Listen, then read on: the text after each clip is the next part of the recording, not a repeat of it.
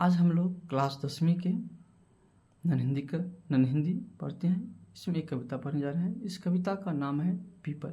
यह एक छायावादी कविता है। इसमें कवि प्राकृतिक दृश्यों का वर्णन किया है। तो चलिए हम कविता पढ़ते हैं, एक एक शब्द का अर्थ बताते हैं, फिर लाइन का भी अर्थ बताते चलेंगे। कानन का यह तरुवल पीपल, कानन माने जंगल, तरुवल माने पेड़, तो जंगल का यह पीपल का पेड़ युग युग से जग में अचल अटल, तो युग युगों से इस संसार में, इस जंगल में अचल अटल है।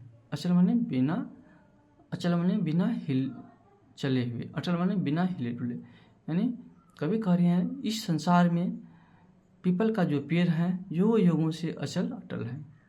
ऊपर विस्तृत नभ नील, और इस पेड़ के ऊपर जो है नीला नीला आकाश फैला हुआ है। नीचे वसुधा में नदी झील, और इस पेड़ के नीचे जो है वसुधा माने पृथ्वी पर नदी और झील है। जामुन तमाल इमली करील, जामुन तमाल इमली करील का पेड़ इसके आसपास है। जल के ऊपर उठता मृणाल, जल में उस जल जो है जल के ऊपर कमल के कोमल डंठल निकलते हैं। फुगनी पर खिलता कमल लाल, और उसके डंठल के ऊपर फुगनी पर कमल जो है वो लाल लाल खिलते हैं। तीर तीर करते किर्रा मराल, तीर माने किनारा, किर्रा माने खेल, मराल माने हंस। इस नदी के तट पर हंस जो है खेल रहे हैं। ऊंचे टीले से वसुधा पर झरती हैं निर्झरनी झरझर, ऊंचे टीले से पहाड़ों से पानी झरना जो है, झरनों से पानी जो है पृथ्वी पर गिर रही है, निर्झरनी गिर रही हैं, झरझर झर करके वह गिर रही है। हो जाती बूंद बूंद झरकी, और वह पृथ्वी पर जब गिरती हैं तो गिरने के बाद वह बूंद बूंद हो जाती है। निर्झर के पास खड़ा पीपल सुनता रहता कल कल छल छल, और इस निर्झर के पास जो पीपल का पेड़ है वह इस पानी की आवाज़ को सुनते रहते हैं। जो पानी की आवाज़ है कल कल छल छल, उन आवाज़ों को वो सुनते रहते हैं। पल्लव हिलते ढल ढल ढल ढल, और पीपल के पत्ते जो हैं वो हिलते रहते हैं, ढल ढल करते रहते हैं। पीपल के पत्ते गोल गोल, पीपल के पत्ते कैसे हैं? गोल गोल हैं।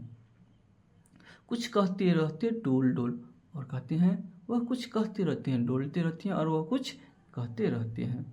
जब जब आता पंछी तरु पर, जब जब आता पंछी उड़कर, जब जब पंछी जो है उड़कर इस पेड़ पर आते हैं तब तो पीपल के पत्ते उनसे कुछ कहते रहते हैं।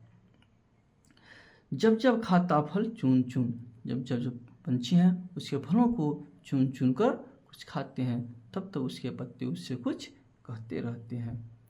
पड़ती है जब पावस की फुहार, बजते जब पंछी के सितार, जब बारिश की बूंदें पड़ती हैं, बारिश की फुहारें पड़ती हैं तो पंछियों चहचहाने लगते हैं। बहने लगती शीतल बयार, और ठंड हवा बहने लगती है, और इस खुशनुमा माहौल में पंछी भी चहचहाने लगते हैं। तब तब कोमल पल्लव हिलडुल गाते सरसर मरमर मंजूर, और तब पीपल के पत्ते जो हैं हिलने डुलने लगते हैं, और सरसर की मरमर की आवाज़ें उससे निकलने लगती हैं। लख लख सुन बिहवल बुलबुल, और इस आवाज़ को सुनकर बुलबुल जो है आनंदित हो जाती हैं। बिहवल माने आनंदित, बुलबुल जो है वो आनंदित हो जाती हैं। बुलबुल गाती रहती चह चह, सरिता बहती रहती बह बह, बुलबुल जो है चहचहा कर गाती रहती हैं, और नदियाँ, सरिता मतलब नदियाँ, नदी जो है अपने बहती रहती हैं और भी गाती रहती हैं। पत्ते हिलते रहते रह, पत्ते भी रह कर हिलते रहते हैं। जितने भी हैं इसमें कोटर, जितने भी इस पीपल के पेड़ पर कोटर हैं, कोटर मतलब है होता है घोंसला, घर, घोंसला। सब पंछी गिलहरियों के घर, वो सभी कोटर, वो सभी घोंसला जो है पंछी और गिलहरियों का घर है। संध्या को अब दिन जाता ढल, सूरज चलते अस्ताचल, संध्या के समय सूरज ढल जाते हैं, सूर्य जो है अस्ताचल होते हैं, डूबने के लिए चल देते हैं। कर में समेट किरणें उज्जवल, अपने हाथों में किरणों को समेटकर वह अस्त होने के लिए चल देते हैं। इस भाग में हम आधे पढ़ाए हैं। कैसा लगा आप लोग बताइए। फिर हम अगले वीडियो में आधे इसके भाग को पढ़ाते हैं, उसको भी देखिए, समझिए।